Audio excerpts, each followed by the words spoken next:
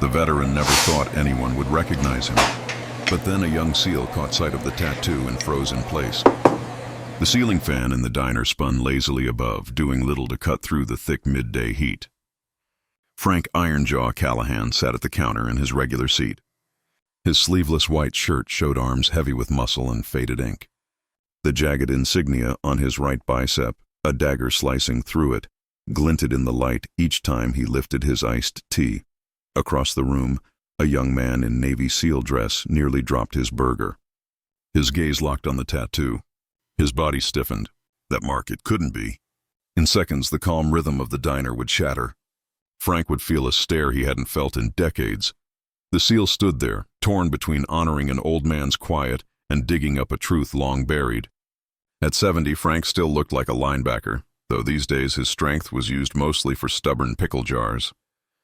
The tattoo was usually background noise, something a biker might nod at before turning back to his food. That's how Frank wanted it. No salutes. No thank you for your service. Just coffee and quiet. Until today, he felt the presence before he saw the man. A shadow fell across the counter.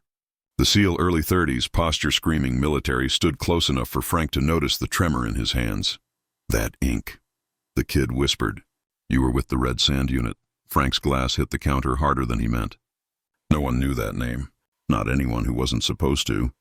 Petty Officer Jake Reyes had only seen the insignia once, buried in a classified file about an operation so secret most admirals had never heard of it.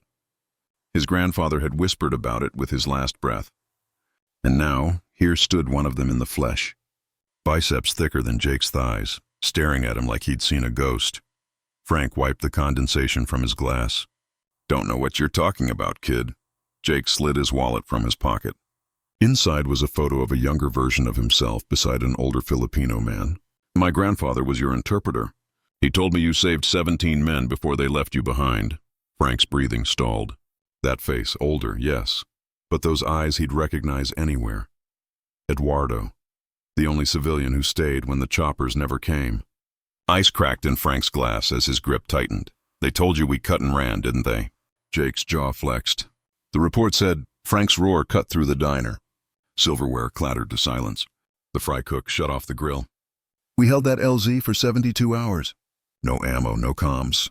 Your grandfather, Frank's voice cracked. He carried our wounded on his back until the fever took him. Jake stood frozen. Then, before everyone, he snapped to rigid attention, saluting so hard his triceps trembled.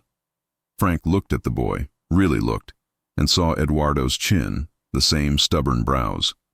Slowly, painfully, Frank rose from his stool and returned the salute, his bicep tattoo stretching with the motion. When Jake lowered his hand, his eyes were wet. Master Chief Callahan, he said softly, I have something for you. From his bag, he pulled a small wooden box. My grandfather's notes. Every name, every coordinate, enough to finally get your men recognized. Overhead, the ceiling fan clicked. A coffee pot gurgled. Frank accepted the box with hands steadier than he expected. Outside, the asphalt shimmered under the sun. For the first time in 40 years, Frank didn't mind the heat.